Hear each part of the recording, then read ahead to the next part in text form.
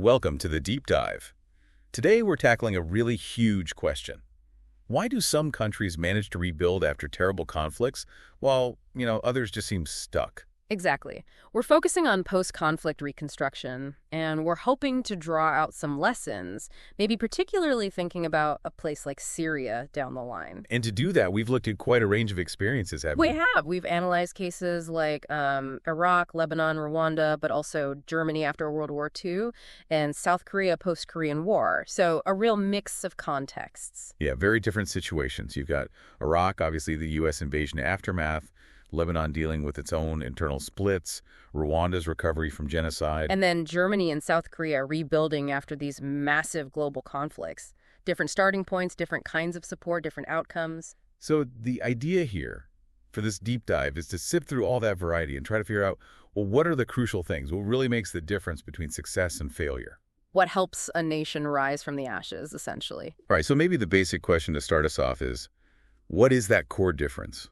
Why does one nation seem to find its feet while another just keeps struggling? That is the million-dollar question, isn't it? And Iraq, after 2003, gives us some pretty stark clues. I mean, huge amounts of money were pledged, billions for reconstruction. You heard those figures, yeah. Yeah. Massive sums. But the results, honestly, very disappointing overall. And that tells you straight away, doesn't it? Money alone just isn't the answer. So where did it actually go wrong? It wasn't just about the cash. No, not at all. There were several sort of interconnected problems. A big one was the lack of a strong shared national identity. There wasn't enough political agreement, really. People identified more with their sect or ethnic group. Precisely. Those loyalties often trumped any sense of shared national purpose, which made building effective, unified national institutions incredibly difficult. And that lack of unity, I imagine, just opened the door for other problems. Absolutely. It created a vacuum, really. And into that vacuum stepped, pervasive corruption, both financial and administrative. There was very little real accountability, very little oversight on how the money was actually being spent. So the internal divisions were there from the start, undermining everything. Fundamentally, yes. And then you add in the significant external interference. Outsiders often pushed agendas that didn't necessarily help Iraq build its own strong, independent institution. Hindering rather than helping in some ways. It could, yeah. So the big lesson from Iraq, I think, is that if reconstruction is basically imposed from the outside without that solid internal agreement, that shared vision, and crucially effective local governance, it's just really likely to fail. That's a sobering point. Yeah. Okay, let's shift to Lebanon then. After their civil war, Rafik Hariri led the reconstruction. The focus seemed to be on rebuilding physically. That's right. There was a lot of visible effort, especially in Beirut, rebuilding infrastructure buildings, and you can see the changes. I sense a but coming. Yes, a significant but. The deeper issues, the societal wounds, the political divisions that fueled the war, they weren't really tackled head on. So they rebuilt the buildings, but not necessarily the social fabric. Exactly. There wasn't a process of genuine national reconciliation, no shared vision for what the country should be moving forward. And, you can rebuild all the bridges you want, but if the divisions underneath remain, the foundation is just shaky. The old fault lines were still there. Very much so. Sectarian divisions, the power struggles between different groups, they continued, and they actively weakened the state institutions because groups prioritized their own interests over the national good. And was it just Beirut getting the attention? That was another criticism. The effort was very centralized in Beirut, potentially making regional inequalities worse. And like Iraq in some ways, Lebanon became very dependent on external funding. Which brings its own problems. It can, especially regarding transparency and accountability. How was that money managed? Who benefited most? These questions lingered. So it seems like Lebanon's story really highlights that rebuilding infrastructure is, only one piece of the puzzle if you don't deal with the underlying political and social issues. You're setting yourself up for continued instability. Precisely. Lebanon really shows us that reconstruction needs genuine reconciliation. It needs a shared identity that goes beyond sect. And it needs strong, independent institutions that aren't captured by narrow interests. Okay, now let's look at a different story, Rwanda. After the genocide, their recovery seems quite remarkable, especially compared to Iraq and Lebanon. It really does. Rwanda took a very different path, and arguably a much more successful one in the long run. They really emphasized homegrown solutions. Meaning solutions coming from within Rwanda itself. Yes. A key element was focusing on justice and reconciliation within Rwandan society. Think about the Gakaka courts. The community courts, right. Exactly. A unique grassroots approach to dealing with the immense number of cases related to the genocide, aiming for accountability, but also, crucially, for rebuilding social trust at the community level. That sounds incredibly challenging, but powerful if it works. It was. And the insight here is maybe that even after something as horrific as genocide, that internal drive, that local ownership of justice and reconciliation can be more effective than top-down or externally imposed models. So a bottom-up focus on healing. Very much so. Alongside that, there was a real push for national unity, rebuilding that social trust.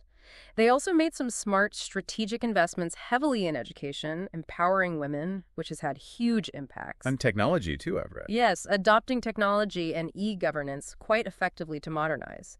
And they've worked hard to move their economy beyond just agriculture. It seems like Rwanda's success story is really rooted in their own agency. They're focused on their own people's needs and their own solutions. That's a key takeaway, definitely. Rwanda shows that locally driven approaches, focusing on justice, bringing people back together, and inclusive development, they can work, even in the most difficult circumstances imaginable. Okay, let's turn to Europe.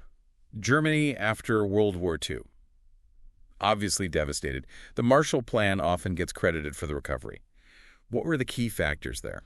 Well, Germany's situation, despite the utter devastation, had some important underlying elements. Crucially, even after the Nazi regime collapsed, there was still a kind of functioning state structure, or at least the remnants of legitimate institutions. So there was something to build upon, even amidst the ruins. Exactly. That provided a framework, even under Allied occupation. But just as important, maybe more so, was the incredible national will. A strong collective determination to rebuild, a clear vision for a different future. A sense of shared purpose, despite the defeat and the horrors of the war. Yes.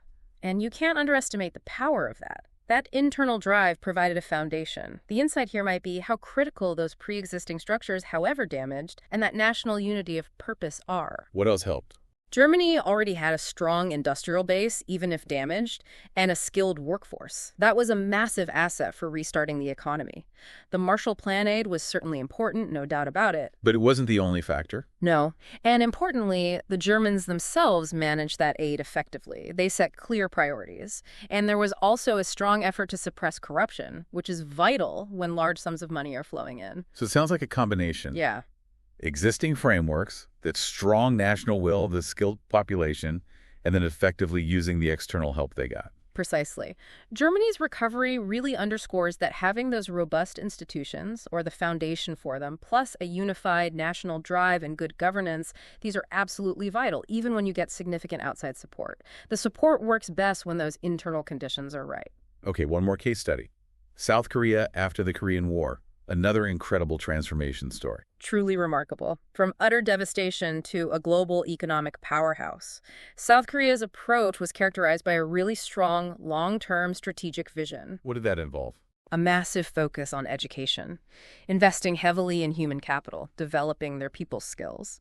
Alongside that, a relentless push towards technology and industrialization. They didn't just want to rebuild, they wanted to leapfrog forward. And they had leadership committed to this. Absolutely. Committed leadership with a clear national vision was critical. The key insight here, I think, is the immense power of having that long-term vision and making those strategic investments in areas like education and technology that really pay off down the road. What about external influence? Did they manage that differently? Well, they received aid, of course, particularly from the U.S. initially, but South Korea largely maintained control over its own development strategy. There wasn't the same level of, say, external dictation of terms you might see elsewhere. So they kept ownership of their path. Yes, that national self-determination allowed them to set their own priorities, to forge their own economic and political path based on that long-term vision. So looking forward, investing in people and tech, and crucially, having the autonomy to shape their own future. That sounds like the recipe there. It was certainly central to their success. Their story really highlights the importance of that long-term thinking, strategic investment, and yes, national ownership of the whole process. Okay, this has been fascinating, looking at these different paths. Let's try to bring it all together now. Based on these successes and failures, what are the absolute must-haves for a country like Syria, facing its own monumental task of reconstruction? Synthesizing all this, several core pillars really stand out for Syria. First, and maybe most fundamentally, is the need for a truly national vision and genuinely inclusive governance.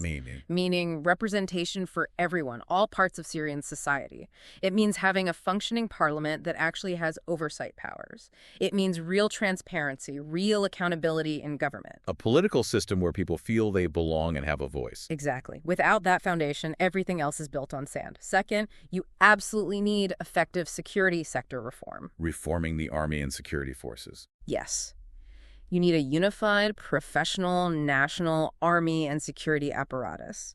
One that's accountable to the state and to the people, not to external powers, not to specific sects or groups. A truly Syrian force loyal to the nation. Precisely.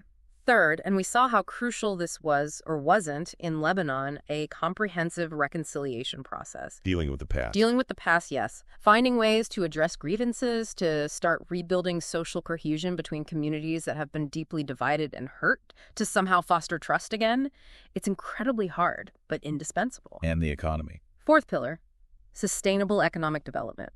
The focus needs to shift towards productive sectors, agriculture, industry, things that actually create value and jobs. Supporting small and medium businesses, ensuring resources are distributed more fairly. Moving away from just relying on aid. Yes, moving away from aid as the primary engine. Aid can help, but it shouldn't be the foundation. The goal should be building a self-sustaining economy. Okay, inclusive governance, security reform, reconciliation, sustainable economy, anything else? The fifth, and this underpins everything else, is national ownership. Syria needs to drive its own reconstruction based on its own needs and priorities. External interference needs to be significantly reduced. So external support should follow Syria's lead, not dictate it. Exactly. Support should align with Syria's national vision, not impose an external one. That's a lesson that comes through loud and clear from cases like Iraq. Oh, it's an absolutely huge list of challenges for Syria, isn't it? The scale is immense. It is undeniably daunting. No one's pretending this is easy. But looking at these other experiences, both the positive and the negative, it does offer maybe a potential roadmap. It shows what's necessary. And that thread running through it all seems to be about internal cohesion. Absolutely. That genuine reconciliation, that sense of shared national unity, it has to come first. It has to be the bedrock.